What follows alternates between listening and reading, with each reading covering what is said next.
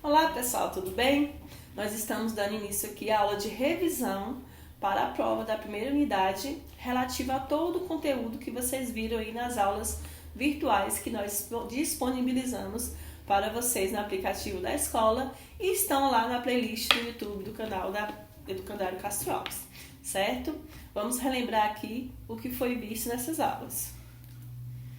Bom, o conteúdo que será cobrado na prova é pontuação das orações subordinadas, pronomes relativos, uso de algumas palavras, expressões e paráfrase, certo? Vamos rever aí item por item. Bom, uso da vírgula entre a oração subordinada e a principal. No caso das substantivas, não se usa vírgula, né? Em todas essas orações aí, substantivas, objetiva direta e indireta, completiva nominal, subjetiva, todos aqueles tipos de orações subordinadas substantivas, não se usa vírgula. Apenas nas apositivas, quando trazem si um aposto. Como o aposto, normalmente ele vem entre vírgulas, a oração subordinada apositiva também vem entre vírgulas, certo? E ela pode não ser só vírgula, a pontuação também pode ser 2 pontos. Vamos ver aí como é que fica. Os exemplos que eu trouxe aí. O juiz foi favorável a que o réu se pronunciasse, certo? Percebam aí que essa oração substantiva ela é completiva nominal. Ela tem pontuação? Não traz pontuação. Outro exemplo. Seu lema é este: que se viva o presente com alegria. Percebam aí que essa oração subordinada substantiva apositiva. Nesse caso, sim, existe uma pontuação entre as orações. A pontuação aí são 2 pontos, né? Seu lema é este, 2 pontos. Aí entra a oração subordinada positiva, certo? Outro exemplo de oração substantiva que leva a pontuação. Há no país uma legenda, vírgula, que o ladrão se mata com um tiro. Bom, esse exemplo não é muito feliz, mas enfim. Perceba aí que entre a oração principal e a substantiva positiva existe a vírgula. Então, qual é a regra? Nas orações subordinadas substantivas não há uso de vírgula ou de 2 pontos, apenas nas apositivas, certo? Bom, e nas adjetivas, como é que fica? As orações subordinadas adjetivas explicativas vêm sempre separadas por vírgula. Lembra aí que quando a gente estudou as subordinadas adjetivas, a diferença entre as explicativas e as restritivas era o uso ou não das vírgulas? Então, eu trouxe um exemplo. O vento que assoviava lá fora nos assustava. Percebam aí que a oração subordinada adjetiva explicativa que assoviava lá fora vem entre vírgulas. Por quê? Eu estou explicando que vento é esse, não é qualquer vento, é o vento que assoviava lá fora. Então, essa explicação vem entre vírgulas, certo? O uso da vírgula entre a oração principal e a oração subordinada adverbial nem sempre é obrigatório, mas é sempre o mais correto, tá? Nós estamos falando de adverbiais. Lembre lá de todas aquelas adverbiais. Então, trouxe um exemplo aí para vocês. A sala aparecia na penumbra, vírgula, embora houvesse luz. Nós temos aí uma oração principal e uma subordinada adverbial concessiva, né? Que traz a ideia de concessão. Então, entre ambas, existe o uso da vírgula. Atenção! Se a oração subordinada adverbial vier depois da oração principal, a vírgula pode ser dispensada. Como assim? Quando eu digo, treinou vários meses a fim de que vencesse no campeonato, entre a oração principal, que é treinou vários meses, e a subordinada, não existe vírgula, não há necessidade de vírgula, certo? Essas são as regras para adverbial. Então, quando a gente fala em uso da vírgula entre a oração principal e a subordinada adverbial, nós temos que lembrar que nem sempre é obrigatório, mas sempre é correto o uso da vírgula entre as orações subordinadas adverbiais e a oração principal. E se a oração subordinada adverbial vier depois da principal, pode-se dispensar o uso da vírgula. Porém, se a subordinada vier na frente da principal, usa-se vírgula, certo? Bom, pronomes relativos. Com relação aos pronomes relativos, nós estudamos, vamos relembrar aí do que se trata.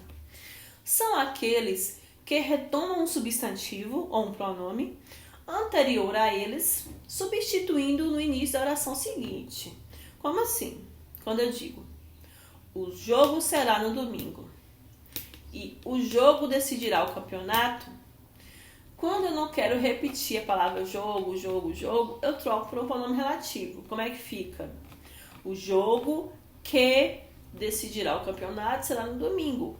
Eu usei aí o pronome relativo que para não ter que repetir o termo jogo mais de uma vez na mesma oração. Observe que, nesse exemplo, a segunda oração se intercala na primeira, pois o pronome sempre tem que ficar próximo do seu antecedente, certo? Então, os pronomes relativos, eles se dividem em duas partes principais, digamos assim, variáveis e invariáveis, ok? Os variáveis, obviamente, variam, né, em número e gênero, masculino, feminino, singular e plural. Então, pode ser o qual, a qual, os quais, as quais, cujo, cuja, cujos, cujas, quanto, quanta, quantos e quantas, certo? E nós temos os invariáveis, que são aqueles que nunca mudam, que é que, quem e onde, certo? Bom, vimos também o uso de algumas palavras e expressões, certo? As primeiras são ao encontro de ou de encontro a. Como é que usa isso? Como é que faz? Qual a diferença? Vamos ver agora. Ao encontro de indica ser favorável a algo ou alguém, ou aproximar-se de alguém, algum lugar, alguma coisa. Vamos ver como se aplica aí nas frases. Quando eu digo assim, ainda bem que sua opinião veio ao encontro da minha. Podemos, assim, unir nossas reivindicações. Percebam que quando eu digo sua opinião veio ao encontro da minha, quer dizer que a sua opinião concorda com a minha, é a mesma que a minha, dá a ideia de favorável, certo? Outro exemplo. Quando a viu, foi rapidamente ao seu encontro e a abraçou afetuosamente. Então, ao seu encontro, que é uma variável de ao encontro de, expressa aí a ideia de se aproximar, né? Já de encontro a, indica uma oposição, um choque, uma colisão. Ao encontro de, favorável, e de encontro a, desfavorável, né? Oposto. Como assim? Exemplo. Como você queria que eu ajudasse se suas opiniões sempre vieram de encontro às minhas?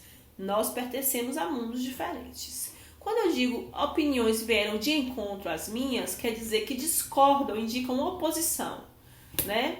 Quando eu digo assim, o caminhão foi de encontro ao muro, ninguém se machucou, mas os prejuízos foram grandes. Quando o caminhão foi de encontro ao muro, houve uma colisão, foi de encontro a. Então percebam aí a diferença que existe entre o uso dessas expressões que são bem parecidas, mas seus sentidos são bem diferentes, praticamente opostos, certo? 3 expressões aí também muito parecidas e que a gente confunde muito. Acerca de, quando a cerca é junto, cerca de, quando é separado, e acerca de, quando é o verbo haver, quando é com H. Quando é que acontece cada um desses casos? Vamos lá. Acerca de, quando a cerca é junto, usa-se quando o significado for a respeito de, sobre. Você falou acerca de algum fato. Exemplo que eu trouxe aí. discutimos 2 horas acerca de seu projeto, ou seja, sobre o seu projeto, a respeito do seu projeto. Nesse caso, acerca é junto, certo? Cerca de, quando não tem o a e é só cerca de, usa-se quando o significado for aproximadamente, tem a ver com distância, com quantidade. Vejam no exemplo, caminhamos cerca de 2 quilômetros, aproximadamente 2 quilômetros. Percebam que nesse caso é cerca de. E nós temos acerca de com o verbo haver, usa-se quando houver indicação de tempo passado, certo? Estudo inglês há cerca de 2 anos, ou seja, já passaram-se 2 anos que eu estudo inglês. Então, quando o verbo haver está presente aí nessa expressão acerca de, indica fatos passados. Nesse caso, a palavra cerca não tem nada a ver com aquela cerca que cerca os terrenos, tá? Tem a ver com a respeito de, proximidade, aproximadamente ou tempo passado, certo? Outro uso de expressões que suscitam dúvidas. Afim ou afim. Afim junto e afim separado. Quando se usa cada caso. Primeiro, afim junto significa semelhante, parente ou ainda alguém com quem se tem afinidade, certo? Joana é minha afim, assim como Thomas, quer dizer minha parente, minha colega, minha coligada. A física é uma disciplina afim de química, ou seja, fazem parte da mesma grade curricular. São matérias afins. Nesse caso, usa-se junto. Porém, quando eu digo afim separado, significa para ou com o intuito de, ou dá uma ideia de finalidade, né? Qual é o fim que se procura? A fim de. Quando eu falo assim, voltou para casa mais cedo a fim de estudar, com a finalidade de estudar. Quando eu digo estou a fim de você, quer dizer que minha finalidade é você. Então, nesse caso, também usa-se, né? Quando a gente fala que está afim de alguém, esse afim é separado. Tá bom, gente? Bom, por fim, nós vimos paráfrase, certo? Que é um texto que procura tornar mais claro e objetivo aquilo que se diz em outro texto. Portanto, é sempre a reescrita de um texto, uma espécie de tradução na própria língua. O autor da paráfrase deve demonstrar que entendeu claramente a ideia do texto. Então, a paráfrase é quando você explica com outras palavras, com as suas palavras, de uma forma mais simples, mais clara, um texto, né? Um texto que você acabou de ler, certo? Bom, vamos ver um exemplo aí de paráfrase. Texto original, que, por exemplo, esse poema bastante conhecido aí de Gonçalves Dias, que é a Canção do Exílio, nós temos um trecho aí. Minha terra tem palmeiras onde canta o sabiá. As aves que aqui gorjeiam não gorjeiam como lá. E nós temos uma paráfrase, né, que foi realizada por um cantor, Oswald de Andrade, né? Um poeta, né, que traz em si uma paráfrase do texto original. Nele, ele diz o seguinte: minha terra tem palmares onde gorjeia o mar. Os passarinhos daqui não cantam como os de lá. Trouxe as mesmas informações do poema original, só que com as próprias palavras, certo?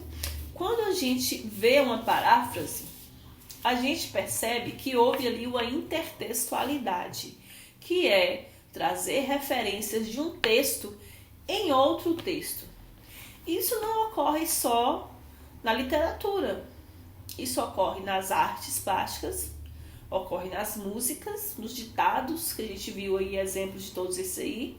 Nós percebemos que existem aí versões bem-humoradas de uma obra conhecida como a Mona Lisa, né, como fotos conhecidas.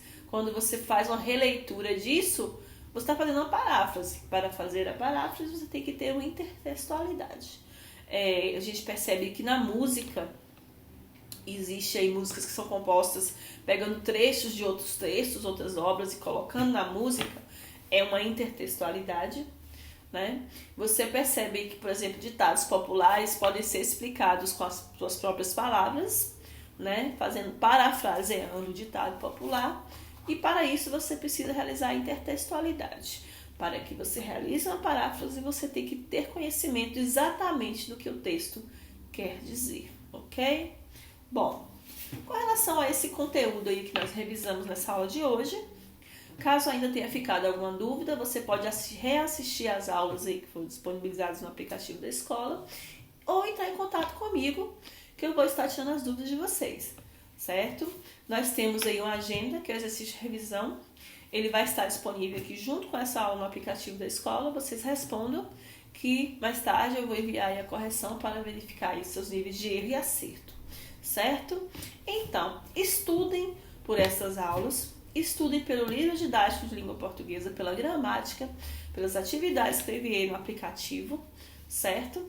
Estudem bastante, tenham calma, façam a prova virtual, que vai ser igual ao teste virtual lá no Sistema Sucesso. Faça a prova virtual com bastante calma, sem pressa de se livrar logo da prova. Leiam muito atentamente as questões. Quando você estiver lendo as questões, tiver alguma dúvida em relação ao que a questão pede, eu vou estar online durante o período da prova para tirar suas dúvidas. Você pode me chamar no WhatsApp, certo? E a gente se vê na próxima unidade.